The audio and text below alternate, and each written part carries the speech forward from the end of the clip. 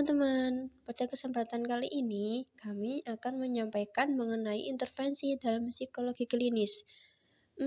Sebelumnya, apakah teman-teman tahu apa itu intervensi? Intervensi berasal dari kata intervening, yang berarti yang datang di antara atau campur tangan. Intervensi adalah suatu strategi dan teknik yang dilakukan oleh profesional kesehatan mental atau psikolog klinis untuk membantu individu yang mengalami gangguan psikologis. Proses ini melibatkan serangkaian tindakan yang dirancang untuk mengubah pola pikir, perilaku, dan emosi individu. Intervensi dalam psikologi klinis memerlukan teknik dan pendekatan yang tepat agar dapat membantu klien mencapai kesehatan mental yang lebih baik dan juga untuk meningkatkan kualitas hidup mereka. Oke, selanjutnya kita akan membahas mengenai bentuk-bentuk intervensi yang akan kami jelaskan secara singkat.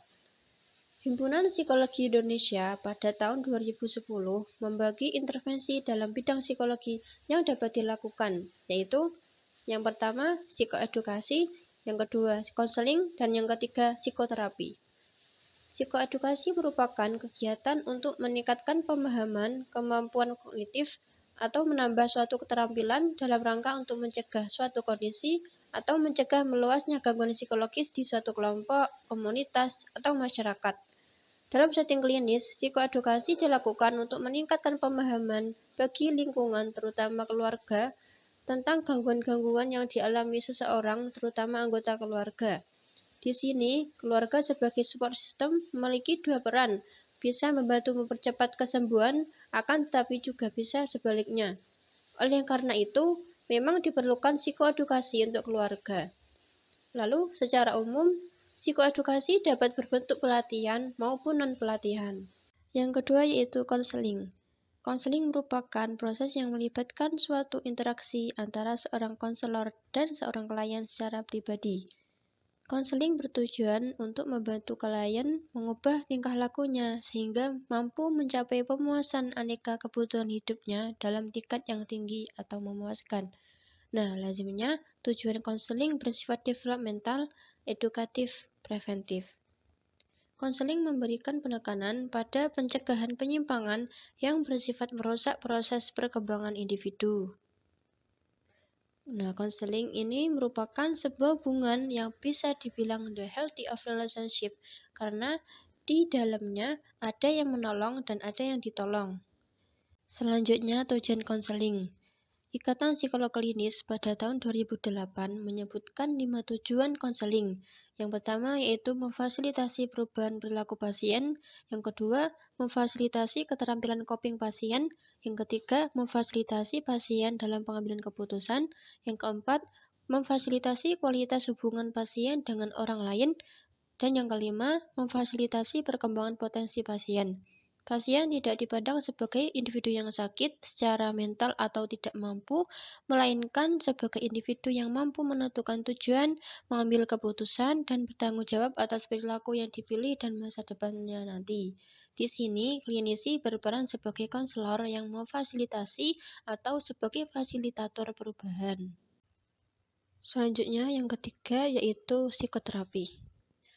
Terapi adalah remediasi masalah kesehatan, biasanya mengikuti diagnosa yang diberikan oleh klinisi. Terapi dalam kajian ilmu psikologi disebut sebagai terapi psikologi atau psikoterapi.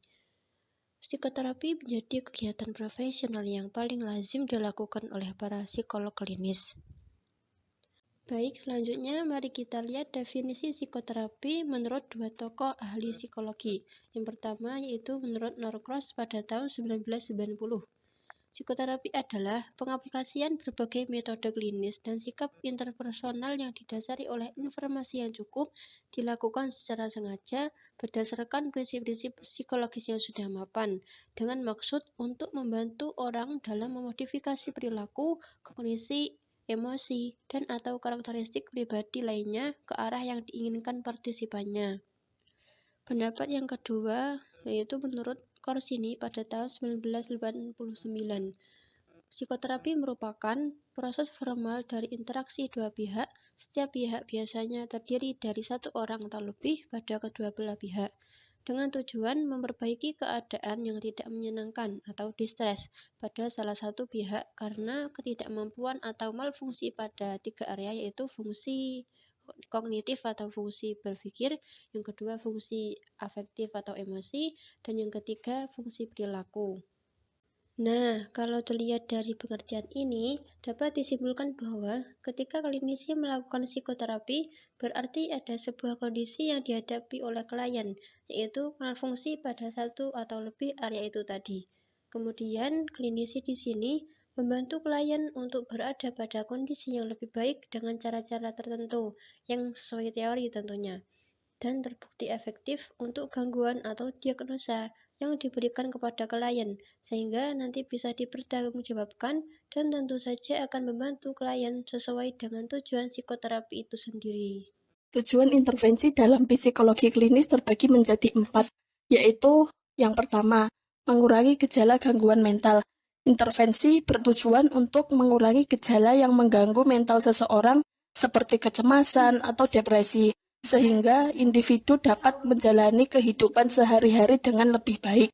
Yang kedua, meningkatkan fungsi sosial dan emosional. Hal ini bertujuan untuk meningkatkan kesejahteraan emosional individu dengan memberikan dukungan, keterampilan, pengelolaan, dan strategi adaptasi yang efektif, sehingga dapat meningkatkan kemampuan individu untuk berinteraksi dengan orang lain, dapat mengelola emosi mereka, serta individu dapat membangun hubungan interpersonal yang sehat. Yang ketiga, membangun individu mengembangkan keterampilan coping yang lebih baik. Tujuan dari intervensi ini adalah untuk membantu individu mengembangkan cara-cara yang lebih efektif dalam menghadapi stres. Selain itu, individu dapat lebih mudah bangkit dari kesulitan, sehingga ia bisa bertahan dan tetap tumbuh dari pengalaman tersebut. Dan yang keempat, meningkatkan kualitas hidup secara keseluruhan. Pada akhirnya, tujuan ini adalah membantu individu menikmati kehidupan yang lebih baik secara keseluruhan. Mereka akan lebih baik, lebih produktif, dan memiliki keseimbangan yang lebih baik segala aspek kehidupan mereka. Slide selanjutnya yaitu prosedur intervensi. Dalam intervensi sendiri terdapat 4 prosedur yang harus dilalui. Yang pertama, asesmen.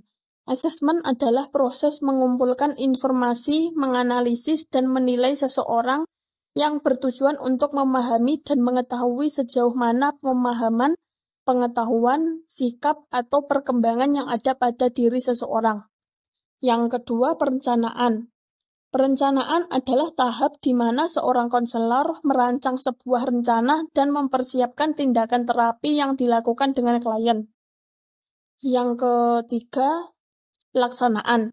Pelaksanaan adalah tahap di mana rencana intervensi yang telah disusun atau mencapai tujuan yang diinginkan.